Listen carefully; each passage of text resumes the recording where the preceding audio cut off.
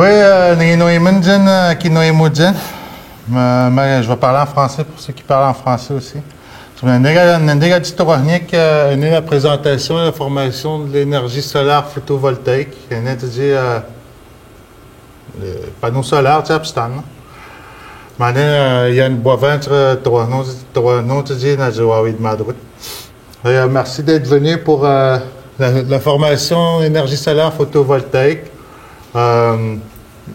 C'est Yann Boivin qui va vous le présenter. Je vous remercie d'être venu. Bonjour, moi c'est François Boivin, pas Yann. Excusez. Écoutez, bienvenue. Moi, je travaille avec l'Institut de développement durable des Premières Nations du Québec-Labrador, qui est relié, dans le fond, une commission de l'Assemblée des chefs de l'Assemblée des Premières Nations du Québec-Labrador. Fait qu'on est complètement indépendant. Je viens pas ici pour vous vendre des panneaux ou n'importe quoi, j'en vends pas. C'est vraiment une formation, c'est une introduction à l'énergie solaire. L'énergie solaire, là, il y a beaucoup de choses qu'on entend, puis ce que je vais essayer de faire à ce soir, c'est un petit peu de démêler aussi. Il y a beaucoup de choses qu'on entend parler, un petit peu de démêler les concepts pour mettre ça clair. Petite introduction pour commencer. Après ça, on va aller plus dans les composants un par un. Puis à la fin, là, je vais présenter un petit peu des exemples. Là. Moi, j'ai fait sortir des soumissions un petit peu partout au Québec pour voir des petits exemples qui peuvent convenir à certains chalets aussi, voir combien ça coûte. T'sais. C'est souvent une question que je me fais poser. Fait que là, il y a deux sources d'énergie solaire. En fait, on pense souvent aux panneaux solaires, mais il y a aussi, on peut juste se chauffer avec le soleil. Il faut faire la différence des deux parce que quand tu utilises l'énergie thermique du soleil, ce qui est la chaleur, tu as ce qu'on appelle 100 de rendement. Donc, tu es capable d'extraire 100 de l'énergie disponible. Tandis qu'un panneau solaire, il va avoir au maximum entre 13 et 20 de rendement, ce qu'on appelle de rendement. Ça veut dire que la cellule elle-même, elle va être capable de transformer entre 13 et 20 de l'énergie disponible du soleil en électricité. Le reste, c'est perdu. On ne peut pas l'avoir. Donc, c'est quelque chose qui est souvent abordé. Par exemple, on va prendre le cas d'une maison. Si tu veux chauffer une maison avec des panneaux solaires, c'est complètement inefficace. C'est mieux d'orienter ta maison franc-sud, de mettre une grande fenestration au sud, puis là, ça coûte beaucoup moins cher. Un, et deux, tu as beaucoup plus d'énergie qui est absorbée par ta maison. Pour le reste du temps, on va surtout parler, moi je vais surtout parler à ce soir d'énergie solaire photovoltaïque, l'électricité, comparativement à une génératrice. Ça, c'est tout le temps ça à quoi qu'on compare. Là. Fait que c'est silencieux. Tu sais, ça pollue pas, c'est une indépendance énergétique. Après ça, tu es autonome, ce qu'on appelle. Là. Puis sur le territoire, ça peut quand même vraiment être efficace. D'avoir une génératrice qui roule pour deux lumières. Un, c'est bruyant. Deux, ça pue. Puis trois, ça consomme beaucoup de carburant. Il n'y a pas d'émissions, il n'y a pas de fuite dans les plans d'eau, sauf pour les batteries qu'il faut bien entreposer. Par contre, comparativement à une génératrice, tu es limité. Tu vas être limité en puissance. S'il n'y a plus de soleil, tes batteries sont vides, t'es dans la merde. Il faut que tu te décolles là, tu peux avoir une génératrice de secours qui vient t'aider à pallier ça. On ne peut pas vraiment chauffer une maison avec ça. Ça prendrait beaucoup trop de panneaux pour la surface de toit que tu vas avoir, puis ça serait pas économique non plus. T'sais. Chauffer au bois, ça coûte la moitié du prix au Québec environ, selon les estimés. Là, ça jette du bois à 80$ la corde.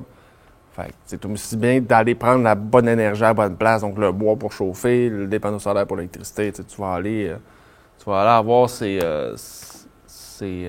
optimisation-là. Il y a trois types de systèmes aussi qui existent. Il y a les systèmes qu'on appelle autonomes. 100% énergie renouvelable, tu n'as pas besoin de génératrice, tu es 100% énergie renouvelable. Ça va être efficace dans les petites installations, les petits chalets, puis ça va être aussi efficace sur tous les chalets qui sont occupés l'été. Système autonome, comme on parlait tantôt, j'en reviens un petit peu là, sur le type de système autonome. Dans les systèmes autonomes, là, tu sais, des panneaux solaires, tu as le régulateur de charge. Le régulateur de charge, lui, sa job, ça va être de prendre l'énergie des panneaux solaires puis de la réguler dans le sens que ça s'en va dans les batteries. Puis les batteries, eux, ils ont quand même, chimiquement, ils ont des limitations aussi. Donc, si tu surcharges une batterie, elle va bouillir. Si tu bouilles trop longtemps, le liquide va s'évaporer puis elle va pogner en feu. Si tu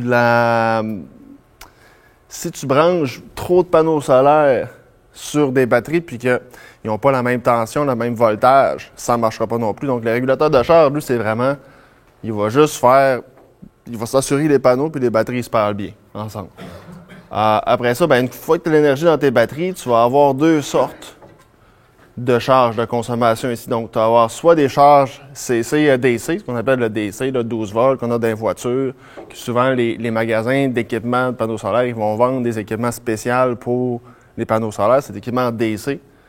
Ou tu vas mettre ce qu'on appelle un onduleur, inverter en anglais, que les gens parlent souvent. Puis tu vas avoir des charges à courant alternatif. Ça, c'est la même chose qu'on a toutes dans nos maisons.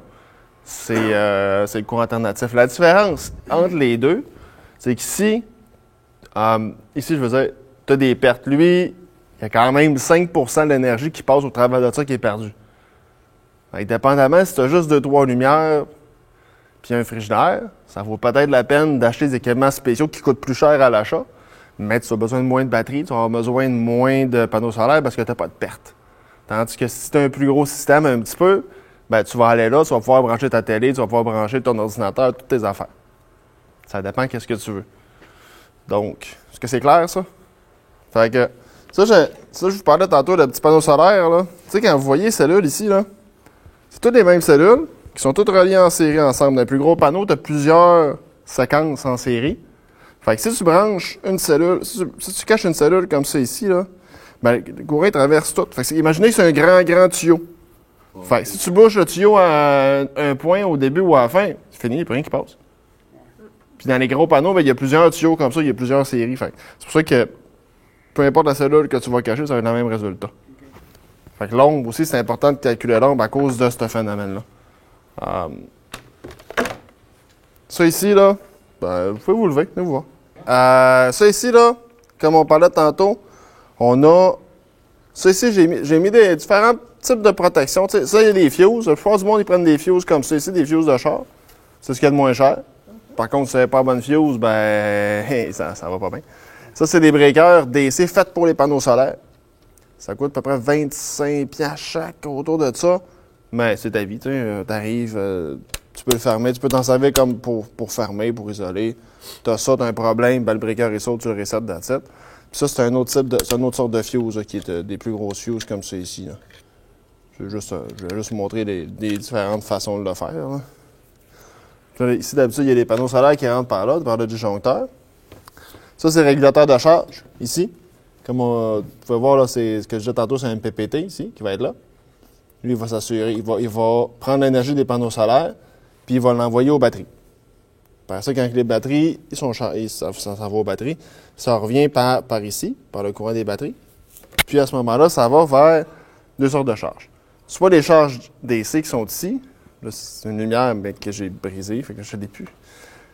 Qui est là, qui est une charge DC, qui est directement branchée sur les batteries.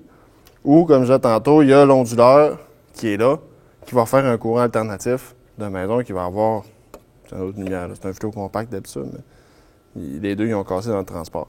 La petite machine qu'il y a ici, là, sa fonction, elle, c'est ça, c'est de déconnecter la batterie quand elle atteint un certain seuil. 50% de charge. C'est automatique.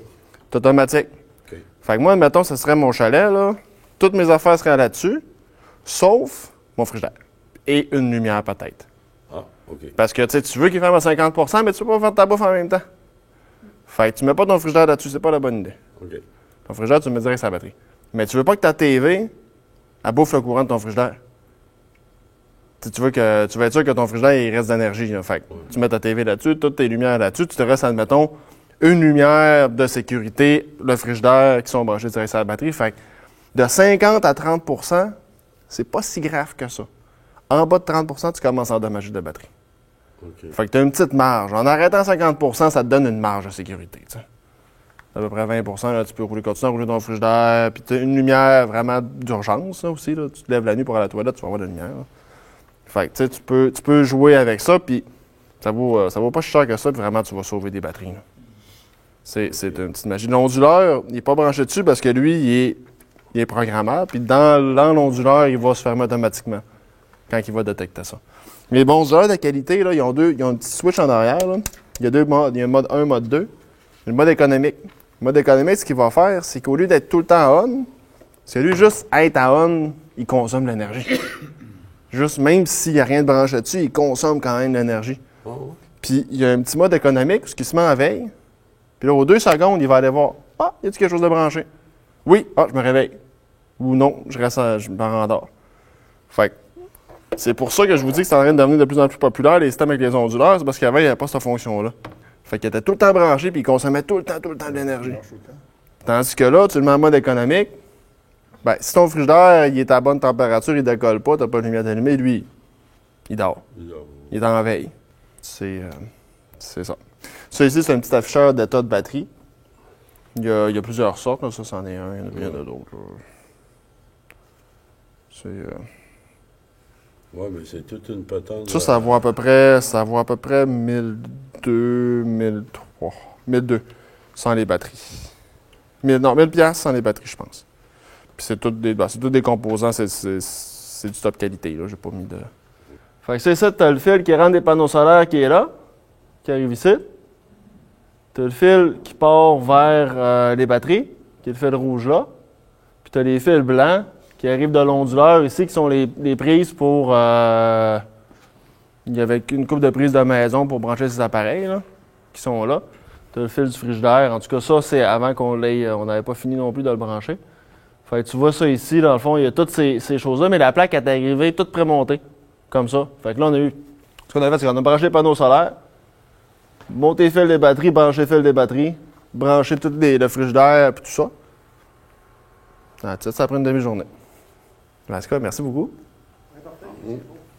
C'est très, très intéressant. Puis tenez-moi au courant de l'évolution de vos projets, là, ça m'intéresse.